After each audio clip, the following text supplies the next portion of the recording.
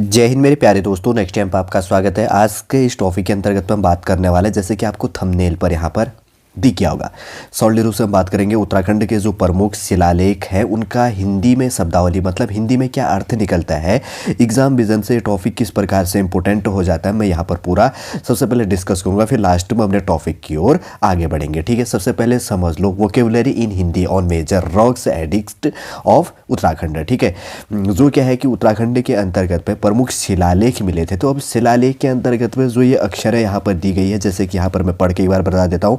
पल्लिका हो गया, भृत्य हो गया, और इसी के अंतर्गत की बात है कोटटपाल हो गया, और उसी के अंतर्गत पर अक्षप टलिक। ठीक है, थोड़ा सा अक्षर अटपटे होंगे, फिर उसके बाद के आगे बात करें तो तालुका हो गया, महतम हो गया, प्रतिहार हो गया, और बल्लाध्यक्ष हो गया, और कुलचारिका, और महादंड नायक। ठीक है, ये काफ़ी 10 इम्पोर्टेंट वर्ड्स हैं जिनका हिंदी में क्या होता है, अर्थ मीनिंग क्या होती है। एग्जाम विजन से कभी कभी ऐसे पूछ लेगा कि जो उत्तराखंड के अंतर्गत में प्रमुख शिलालेख मिले थे, उस शिलालेख के अंतर्गत में जो पल्लिका था, पल्लिका का अर्थ क्या है। 4 ऑप्शन दे देगा आपको, इसी बेस के अंतर्गत पे आंसर टिक करना होगा। ठीक है, ऑब्जेक्टिव टाइप क्वेश्चन पूछा जाता है, मल्टीपल चॉइस क्वेश्चन होते हैं, बहुत सारे ऑप्शन होते हैं जिसमें ABCD जैसे आप जानते हैं। वो चीज़ें तो आपको ध्यान रखनी है। तो इस टॉपिक के अंतर्गत वो डिस्कस करेंगे। इस टॉपिक को डिस्कस करने से पहले थोड़ा सा न्यू बिगनरों के लिए बेसिक सा इन्फॉर्मेशन हम यहाँ पर प्रोवाइड कर दें। यदि कोई न्यू स्टूडेंट अगर UKSSC तथा UKPSC की तैयारी कर रहा है तो वो इस टॉपिकों को ध्यानपूर्वक देख सकता है। इससे पहले हम आगे बढ़े, यदि आपके द्वारा हमारे इस चैनल नेक्स्ट टाइम को सब्सक्राइब नहीं किया तो सब्सक्राइब करो तथा बेल आइकन का प्रेस कीजिएगा, ताकि जो भी कंटेंट, जो भी इन्फॉर्मेशन हमारे द्वारा आप लोग के लिए शॉर्ट रूप से प्रोवाइड करने की कोशिश की जाती है तो उसका नोटिफिकेशन आपके पास टाइम पर उपलब्ध होगा। चलिए मेरे प्यारे दोस्तों, ज़्यादा आपका टाइम न लेंगे, अपने इन्फॉर्मेशन की ओर आगे बढ़ेंगे। जो आपका टॉपिक जानने के लिए काफ़ी इंपॉर्टेंट हो जाता है, थोड़ा सा आपका रिविजन हो जाता है न्यू बिगनर और पुराने स्टूडेंटों के लिए। ठीक है, न्यू बिगनर जुड़े तो उनको कन्फ्यूजन होगा कि हम टॉपिक कहाँ से शुरू करें, तो उस चीज़ों को ध्यान से पढ़ते रहो, आपका टॉपिक क्या होगा क्लियर होते रहेगा। पूरे भारत के क्षेत्रफल का जो ये उत्तराखंड है 53,483 वर्ग किलोमीटर के अंतर्गत पे फैला हुआ है। ठीक है, कितना है 53,483 वर्ग किलोमीटर के अंतर्गत पे उत्तराखंड फैला हुआ है। पूरे भारत के क्षेत्रफल का 1.69 है। अगर ये बनने वाला राज्य की बात करें तो 27वें नंबर का राज्य बना तेलंगाना बनने के बाद में। और क्षेत्रफल के आधार पर कौन से नंबर का राज्य है, 19वें नंबर। जनसंख्या के आधार पर 20वें नंबर का राज्य। और उत्तराखंड का जो हाईकोर्ट बना 20वें नंबर का हाईकोर्ट बना। विशेष राज्य दर्जा प्राप्त करने वाला 11वें नंबर का राज्य। और पर्वतीय राज्य पे क्रम इसका क्या है, 11वें नंबर का। कभी कभी ये छोटे छोटे क्वेश्चन यहाँ पर रिलेट कर देता है। उत्तराखंड के जो मैप का आकार है ये आयताकार है। उत्तराखंड के अंतर्गत पर 13 जिले हैं, 6 कुमाऊं के अंतर्गत पर, और 7 गढ़वाल मंडल के अंतर्गत पर जिले। कितने हैं, 7 गढ़वाल मंडल के अंतर्गत पर जिले हैं। इस चीज को भी आपको ध्यान रखने की आवश्यकता है। ठीक है, कभी कभी एग्जामिनर पूछ सकता है उत्तराखंड की 2 कैपिटल है, ये चीज भी याद रखना। एक ग्रीष्मकालीन कैपिटल है और एक क्या है, शीतकालीन कैपिटल है। कौन कौन से ग्रीष्मकालीन कैपिटल की बात करें तो वो कहाँ पर स्थित है, ये जो उत्तराखंड का सबसे बड़ा डिस्ट्रिक्ट चमोली है। अगर चमोली की बात करें तो चमोली की स्थापना कब की गई थी, 1960 पर इसकी स्थापना हुई थी। ठीक है, चमोली की स्थापना कब हुई थी, वापस रिपीट करता हूँ, 1960 पर हुआ था। चमोली का हेडक्वार्टर गोपेश्वर के अंतर्गत पर। टोटल वर्ग किलोमीटर कितना है, 8030 वर्ग किलोमीटर के अंतर्गत पर चमोली फैला है, जो ग्रीष्मकालीन कैपिटल है। देहरादून क्या उत्तराखंड की शीतकालीन कैपिटल है। ठीक है, अगर देहरादून के टोटल क्षेत्रफल की बात करें तो कितना है, 308 है। ठीक है, देहरादून का बना था 1817 ईस्वी में बना था। कब बना था, 1817 पर। किसको बनाया गया था, देहरादून डिस्ट्रिक्ट बना था, और देहरादून डिस्ट्रिक्ट का हेडक्वार्टर देहरादून के अंतर्गत पर ही स्थित है। ठीक है, चलिए कुछ बेसिक सा इन्फॉर्मेशन तो आपने जान लिया होगा, थोड़ा सा और रिपीट कर लेते हैं। ठीक है, टॉपिक छोटा सा है आपका, आपको समझने में कोई दिक्कत नहीं होगी। ठीक है, लास्ट वाले बेस में जब हम बात करेंगे यहाँ पर। तो अगर बात करें तो उत्तराखंड का जो राज्य चिन्ह है, तो राज्य चिन्ह के अंतर्गत पे क्या है कि उसका आकार कैसा, सबसे पहले पूछ लेता है कि हीरे के आकार का है। और उसके अंतर्गत पे अगर बात करें जिससे क्या होता है, कैसा दिखता है कहेंगे तो सम चतुर्भुज की तरह दिखता है। ठीक है, उसके अंतर्गत पे जो 3 पर्वत चोटियाँ दिखाई देती है, इस चीज़ को भी रिलेट करता है। कितनी पर्वत चोटियाँ दिखती है, तो 3 पर्वत चोटियाँ दिखती है। उत्तराखंड का जो लोगो है, ठीक है, 3 पर्वत चोटियाँ दिखाई देती है, और जिनके बीच की, उसके अंतर्गत पे क्या है, बीच में अशोक की लाट को प्रदर्शित किया गया है। ये चीज़ तो आप समझ गए होंगे। अशोक की लाट किससे लिया गया था, सत्यमेव जयते है, जो मंडूकोपनिषद से लिया गया है। ठीक है, जो उसके अंतर्गत पे 4 जलधाराएं हैं। कितनी 4 जलधाराएं, तो जो पूछ लेगा, ठीक है, कितनी जलधाराएं हैं, तो श्वेत पृष्ठ के अंतर्गत पे जो 4 जलधाराएं हैं, तो वो किस कलर की बनी हुई है, सबसे ब्लू कलर की बनी है।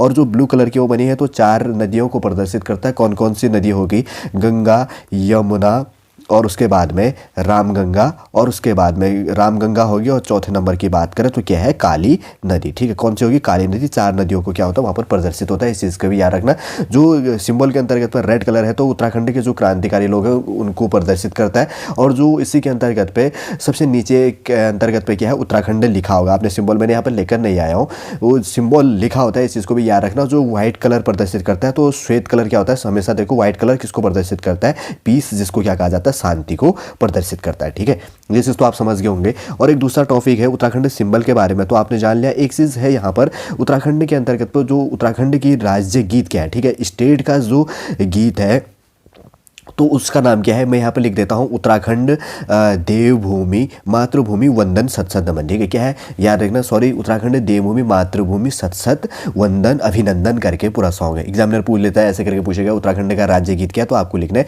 उत्तराखंड देवभूमि मातृभूमि सत वंदन अभिनंदन करके। देखो इसको किसके द्वारा गाया गया था, तो हेमंत बिष्ट के द्वारा इसको गाया गया था। कब गाया गया था, सॉरी, हेमंत बिष्ट के द्वारा लिखा गया था इस गीत को। कब लिखा गया, 6 फरवरी 2016 में पूछ लेगा क्वेश्चन। ठीक है, डायरेक्ट रूप से। और इसको गाने की अवधि क्या है, 9 मिनट के अंतर्गत पर गाना है। और इसी के अंतर्गत की बात करें तो इसको गाया किसके द्वारा गया था, सबसे पहले नरेंद्र सिंह नेगी, और उसके अंतर्गत पर स्वर उनके साथ कौन थे, अनुराधा निराला जी के द्वारा। ठीक है, ये चीज़ समझ गए होंगे। एक उत्तराखंड का राज्य चिन्ह संबंधी इंपॉर्टेंट इन्फॉर्मेशन, और उत्तराखंड का जो राज्य गीत है उससे जो इंपॉर्टेंट क्वेश्चन निकलते हैं वो चीज़ हमने डिस्कस कर ली। जो उत्तराखंड का बात करें तो उत्तराखंड का राज्य पशु काफ़ी इंपॉर्टेंट हो जाता है, जिसको क्या कहा जाता है, कस्तूरी मृग कहा जाता है। क्या है, कस्तूरी मृग। साइंटिफिक नाम की बात करें तो मस्कस या मास्कस दिखा होगा कहीं, मास्कस काइसोगास्टस कहा जाता है। ये लगभग 3600 से लेकर 4400 मीटर, ठीक है, 4400 मीटर की ऊंचाई पर पाया जाता है। ये टॉपिक हमने डिस्कस करी है। ठीक है, वैसे तो कस्तूरी मृग की कितनी प्रजातियां होती, 4 प्रकार की।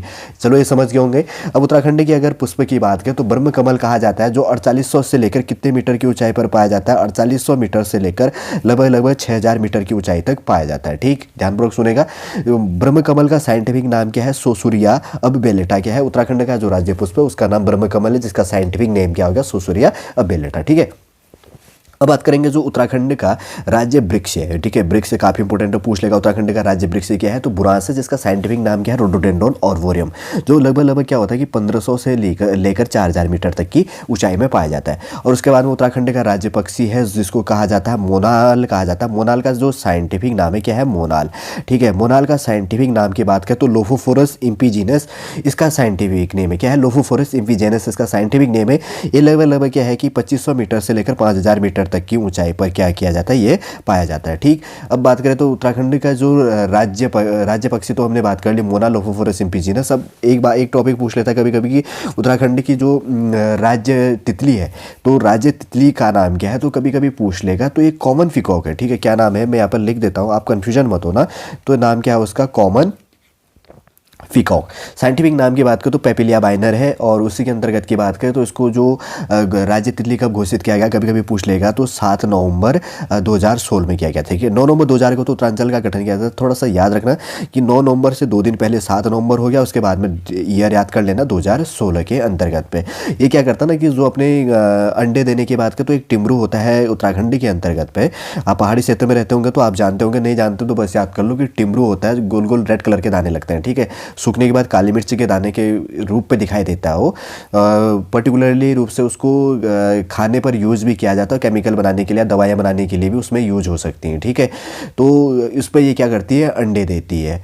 तो अगर इसी के अंतर्गत की बात करो, कभी कभी ये पूछ लेगा कि जो ये पेपिलिया बाइनर है, पेपिलियो बाइनर भी कहा जाता है, पेपिलिया बाइनर भी कहा जाता है, तो कॉमन पिकॉक कहा जाता है। ये अगर 7000 मीटर फीट की ऊंचाई पर पाया जाता है। कितने फीट की ऊंचाई पर, कभी कभी पूछ लेगा एग्जाम में, कितने फीट की ऊंचाई पर पाया जाता है। 1996 के अंतर्गत पर लिम्का बुक के द्वारा क्या किया गया था, इसको एक उसके रूप में लिम्का बुक के अंदर ने क्या किया था कि कॉमन पिकॉक को भारत की सबसे सुंदर तितली का खिताब भी दिया था। ठीक है, अगर इसके जीवन काल की बात करें तो ये लगभग पैदा होने के बाद में जब अंडे से बाहर आती है तो 30 से लेकर 35 दिन का क्या होता है इसका टोटल जीने की ईयर्स जिसे कह सकते हैं वो है जीवन का, लाइफ स्टैंडर्ड जिसे कहा जा सकता है। ठीक है, ये चीज़ भी समझ गए होंगे। अगर उत्तराखंड के राज्य का जो वाद्य यंत्र है तो उत्तराखंड का राज्य यंत्र क्या है, यहाँ का ढोल है। और ये चीज़ भी आपको जानना काफ़ी इंपॉर्टेंट हो जाता है। अगर उत्तराखंड के अंतर्गत पर ढोल सागर के ज्ञाता कभी कभी पूछ लेता है किसको कहा जाता है, तो उत्तम दास को कहा जाता है। ये चीज़ भी काफ़ी इंपॉर्टेंट है। ठीक है, अगर बात करें तो इसको वाद्य यंत्र, राज्य का वाद्य यंत्र ढोल कब घोषित किया गया था, कभी कभी पूछ लेगा, तो 2015 में कौन से मुख्यमंत्री थे उस टाइम पर, हरीश रावत के द्वारा, ठीक है। किस कमेटी के द्वारा, उस टाइम में कमेटी कौन थी, तो याद रखना भंडारी कमेटी के द्वारा क्या किया गया था, उनकी सिफारिश के अंतर्गत उस टाइम पे जो मुख्यमंत्री थे माननीय हरीश रावत जी के द्वारा 2015 में क्या किया गया था, जो ढोल है, ढोल को राज्य का वाद्य यंत्र घोषित किया गया था, ठीक है। अब ये काफ़ी इंपॉर्टेंट हो जाता है। ढोल सागर का ज्ञाता किसे कहा जाता है, उत्तम दास जी को कहा जाता है। देखिए आईने अकबरी एक किताब है ना, आपने पढ़ी है कभी आईने अकबरी, तो अब्दुल फजल के द्वारा इसको लिखा गया, तो उसके अंतर्गत पर ढोल वाद्य यंत्र का उल्लेख मिलता है। कभी कभी पूछेगा किसके अंतर्गत पर ढोल जो वाद्य यंत्र है उसका उल्लेख मिलता है, तो आईने अकबरी जो अब्दुल फजल के द्वारा लिखा गया था उसके अंतर्गत पे ये चीज़ें मिलती हैं, ठीक। एक चीज़ है उत्तराखंड का जो राज्य गेम है, तो उत्तराखंड का जो राज्य गेम है वो क्या है, तो यहाँ का है राज्य खेल जिसे कह सकते हैं, तो फुटबॉल है। कब इसको घोषित किया गया था, 2011 में फुटबॉल को उत्तराखंड का राज्य गीत घोषित किया गया था। और तो समझते होंगे उत्तराखंड की राज्य भाषा हिंदी है। दूसरे नंबर की क्या है, संस्कृत है। इसको कब घोषित किया गया था, संस्कृत को 2010 में उत्तराखंड का राज्य की सेकेंड लैंग्वेज घोषित करी गई थी, ठीक है। और इसी के अंतर्गत पर जो उत्तराखंड का जो राज्य चिन्ह और प्रतीक चिन्ह है, तो उनको कब निर्धारित किया गया था, कभी कभी पूछ लेगा कि 2001 में इनको राज्य चिन्ह और प्रतीक चिन्हों को निर्धारित किया गया था। बेसिक से इन्फॉर्मेशन के अंतर्गत पर हमने क्या रिवीजन करी, सबसे पहले थोड़ा सा उसको जान लेते हैं, फिर अपने टॉपिक की ओर बात करेंगे। उत्तराखंड के कुछ प्रतीकों के बारे में, उत्तराखंड के वाद्य यंत्र संबंधी, उत्तराखंड की जो राज्य तितली है क्या नाम है उसका, कॉमन पीकॉक, और उत्तराखंड के राज्य पक्षी, राज्य पशु, और उसी के अंतर्गत पे राज्य पुष्प, और उसके अंतर्गत पे राज्य का राज्य गीत क्या है, उसके एटसेट्रा जो फैक्टर निकलते हैं, और उत्तराखंड का जो राज्य चिन्ह है उससे संबंधित जो इंपॉर्टेंट की पॉइंट थे उनको हमने यहाँ पर डिस्कस किया, ठीक है। थोड़ा सा क्या होता है ना कि अगर हम रिवीजन करेंगे तो आपके लिए भी ये टॉपिक क्या हो जाता है, काफ़ी इंपॉर्टेंट हो जाता है, और वीडियो के साथ में सॉल्टी रूप से याद भी हो जाता है। चलिए दोस्तों, अब हम अपने टॉपिक की ओर आगे बढ़ते हैं, और जो हम डिस्कस करने वाले हैं यहाँ पर देखिए मैं लिख कर लेकर आया हूँ, और उसके आगे मैं बताऊँगा भी, ठीक है, ताकि आपको क्या हो, कन्फ्यूजन न हो सके। सबसे पहले अगर यहाँ पर बात करें तो क्या है यहाँ पर टॉपिक, पल्लिका। देखिए जो ये पल्लिका है, तो पल्लिका का अर्थ क्या होता था, शिलालेख के अंतर्गत में जो प्रमुख शब्दावली थी, तो उनको अगर आधुनिक समय में बात करें तो उसका क्या अर्थ निकलता है, तो जो उस टाइम पर कहा जाता था पल्लिका कहा जाता था, तो पल्लिका का क्या अर्थ होता था, यहाँ पर मैं यहाँ पर लिख देता हूँ, छोटे ग्राम, ठीक है। क्या होता था, पल्लिका का अर्थ छोटे ग्राम हो गया, ठीक है। दूसरे नंबर की बात करें तो भृत्य हो गया। अगर भृत्य की बात करें तो इसका अर्थ क्या होता है, सेवक। कभी कभी पूछ लेगा कि जो प्रमुख शिलालेख मिले थे, शिलालेख में भृत्य का अर्थ क्या होता है, ऐसे करके रिलेट कर लेगा एग्जामिनर, तो उसका अर्थ क्या होता है, सेवक हो गया, ठीक है। कोटटपाल हो गया, यहाँ पर हलंत थोड़ा सा ध्यान रखना आप यहाँ पर, ठीक है। कोटटपाल करके, कोटटपाल का मतलब क्या होता है, जो गढ़ का रक्षक करने वाला। कौन होता था, गढ़ रक्षक। क्या कहा जाता था उसको, कोटटपाल कहा जाता था, ठीक है। कोटटपाल का अर्थ क्या होता था, गढ़ रक्षक, ठीक है। अगर बात करें तो अक्षपटलिक, ठीक है। अक्षपटलिक हो गया, जिसका मतलब क्या होता था कि अक्षपटलिक का मतलब हो गया लेखा परीक्षण करने वाला, ठीक है। लेखा परीक्षक जिसको कहा जाता है उसको उस टाइम पे क्या कहा जाता था, शिलालेख लेख में अक्षपटलिक, ठीक है। अब बात करें तो तालुका, कहते हैं ना, अभी भी आपने सुना होगा कि ये इस तालुका से बिलोंग करने वाला था। अभी आप कभी कोई मूवी देखते होंगे तो तालुका का मतलब होता है प्रेजेंट टाइम में, अब उसको बोला जाता है तहसील, ठीक है। क्या बोला जाता है, तालुका का मतलब तहसील हो गया, ठीक है। अब बात करें तो उसके बाद में कहा जाता है महतरम। महतरम का क्या अर्थ होता है, महतरम का अर्थ प्रयोग किया जाता था उस टाइम पे ग्राम शासक। क्या कहा जाता था, महतरम का अर्थ ग्राम शासक, ठीक है। काफ़ी इंपॉर्टेंट हो जाता है, कभी कभी पूछ लेता ना, इस प्रकार के टॉपिक है। महतरम का अर्थ होता है ग्राम सेवक, ग्राम शासक, ठीक है, जिसको ग्राम शासक कहा जाता है। उसके बाद में हो गया प्रतिहार। प्रतिहार का मतलब होता है द्वार रक्षक। क्या हो गया, द्वार रक्षक जो करता था उसको क्या कहा जाता था, प्रतिहार कहा जाता था, ठीक है। उसके बाद की बात करें तो जो बलाध्यक्ष है, बलाध्यक्ष किसको कहा जाता था, सेना नायक को, ठीक है। किसको कहा जाता, सेना नायक को क्या कहा जाता था, बलाध्यक्ष, ठीक। उसके बाद में है 9 नंबर का कुलचारिका, ठीक है। कुलचारिका का मतलब क्या कहा जाता है, जो अभी क्या कहा जाता है, तहसीलदार। आप फॉर्म भरते हैं ना, तहसीलदार, तो उसको क्या कहा जाता था, कुलचारिका, ठीक है। उसके बाद है महादंड नायक। महादंड नायक कहा जाता था प्रधान सेनापति के लिए ये अक्षर प्रयोग किया जाता है। किसके लिए, प्रधान सेनापति के लिए ये चीज़ें प्रयोग की जाती थी। वापस एक बार मैं रिपीट करता हूँ, ठीक है, ताकि आपको कन्फ्यूजन ना हो।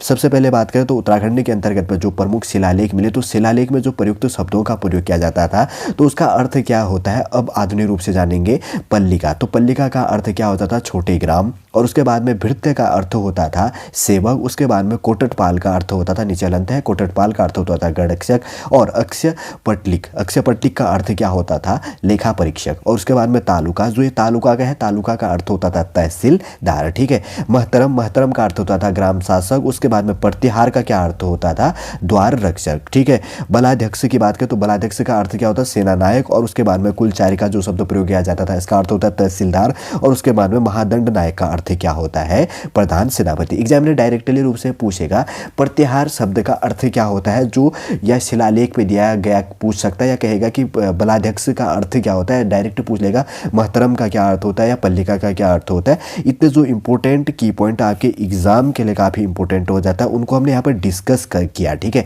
और जो रिवीजन भी किया, तो एक टॉपिक मैंने पूरा क्लियर कर दिया, एक लेसन पूरा क्लियर कर दिया आपके एग्जाम विजन के जानने के लिए, जो इंपॉर्टेंट हो जाता है। जो उत्तराखंड के अंतर्गत में प्रमुख शिलालेख मिले थे, उन शिलालेखों का हिंदी में क्या अर्थ होता है, आधुनिक रूप से हम किस अर्थ किस रूप से जानते हैं, उनको आज के इस टॉपिक के अंतर्गत में हमने जानने की कोशिश की। उम्मीद करूंगा दोस्तों आज का टॉपिक आपको समझ में आया होगा। यदि आज का टॉपिक आपको अच्छा लगे लाइक कीजिए, कमेंट कीजिएगा, और हमारे इस चैनल नेक्स्ट टाइम को सब्सक्राइब कीजिएगा। वापस हम नेक्स्ट क्लास के अंतर्गत आपसे मिलेंगे, जो आपके यूकेएसएससी तथा यूकेपीएससी बेस के लिए काफ़ी इंपॉर्टेंट हो जाता है। वापस हम नेक्स्ट वीडियो के अंतर्गत आपसे मिलेंगे। जय हिंद, जय भारत।